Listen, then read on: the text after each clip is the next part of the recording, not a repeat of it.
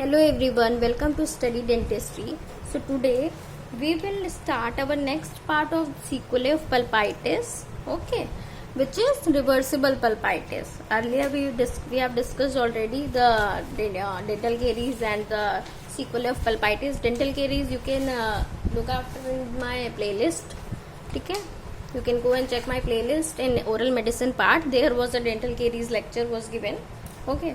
So one more thing, there was a request of many students to make videos in English only. So I would like to tell you that some of the students won't be able to understand whole lecture in English, okay. That's why I used mixed language. But in the end, I will give you a whole recap of lecture in English, okay. So now I am going to start the reversible pulpitis.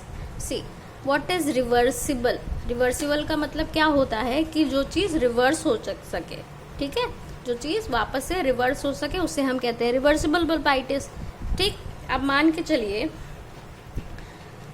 ये मैंने diagram यहाँ बनाया हुआ है, ठीक है। This is your enamel part, this is your dentin, ये आपका पल्प है रेड पोर्शन वाला, ठीक है, और ये आपका डेंटल केरीज है। सपोज आपको केरीज हो गया, ठीक है, आपको इट्स नॉट वर्किंग, ठीक है, सपोज आपको केरीज हो गया, ठीक है।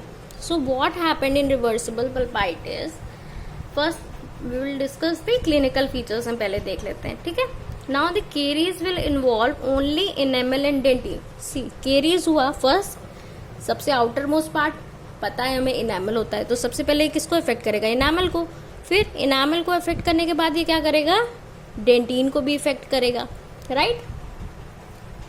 And this is not necessary कि ये सिर्फ डेंटिन या इनामल को ही करेगा, कभी कभी क्या होता है सिर्फ इनामल को भी कर सकता है, ठीक है।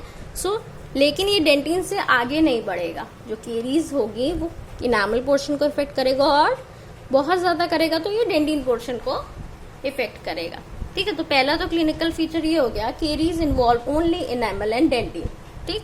अब क्या है, सिर्फ इतने पोर्शन को इन्वॉल्व कर रहा है, तो सेकेंड पॉइंट क्या है, इनिशियल केरीज प्रेजेंट। इनिशियल यानी जो चीज शुरुआती है, ठीक है, इनिशियल केरीज प्रेजेंट। जैसे कि हम क्या कह सकते हैं, IOC means initial occlusal caries, occlusal part में है तो initial occlusal caries.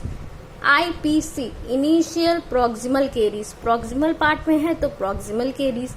IBC initial buccal caries. ILC initial lingual caries, ठीक है।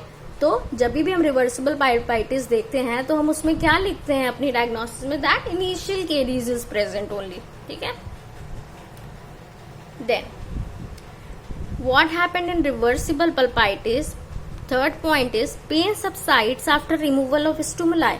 सी, रिवर्सिबल पल्पाइटिस में क्या होता है कि कभी कभी ऐसा होता है, पेशेंट बोलता है कि मुझे कुछ ठंडा खा लिया तो एकदम से झंझनाहट हुई या दर्द हुआ, मीठा खाने से दर्द हुआ, ठीक है। तो जब ठंडा पानी उसके दांतों में लगा तब उसको दर्द हुआ, अदरवाइज ही इज ओके, ठीक है, उसको कोई भी सिम्टम्स नहीं है।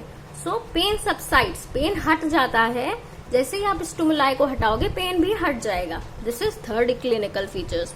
देन स्टिमुलस पेन और सेंसिटिविटी। स्टिमुलस पेन यानी जो पेन है वो सिर्फ स्टिमुलस की वजह से ही है, जो सेंसिटिविटी और पेन है वो सिर्फ स्टिमुलस की ही वजह से है।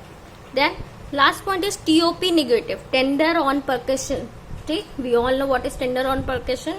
We take mouth mirror in hand and we do this tap tap like this, है ना, टैप टैप करते हैं टूथ के ऊपर।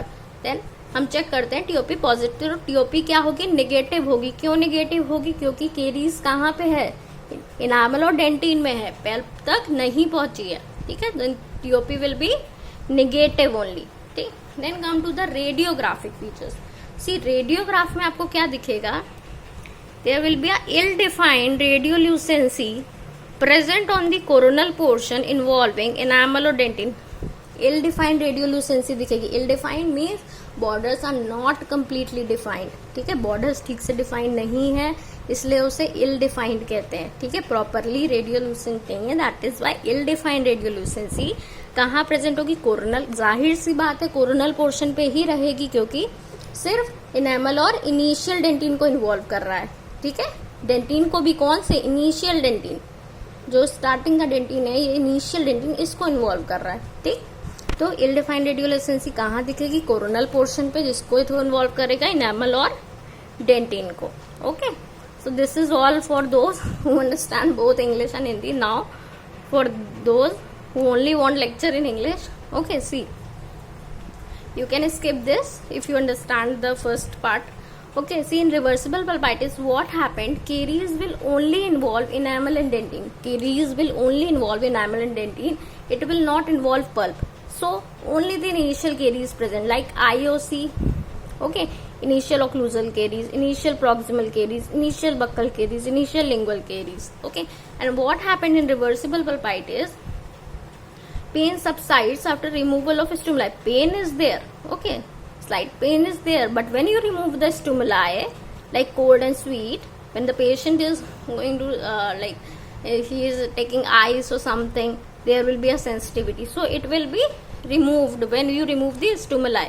Okay, stimulus, pain or sensitivity, and TOP means tender on percussion is negative, obviously.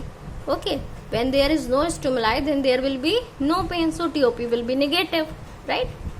And radiographic features will be, there will be ill-defined radiolucency, means there will be ill-defined borders present only on the coronal portion involving enamel and dentine. Only the coronal portion of enamel and dentine will be involved. Okay, so this is all about the reversible pulpitis. I hope you all will understand this. So in the next part I will take another one, that is irreversible pulpitis in the sequelae of pulpitis.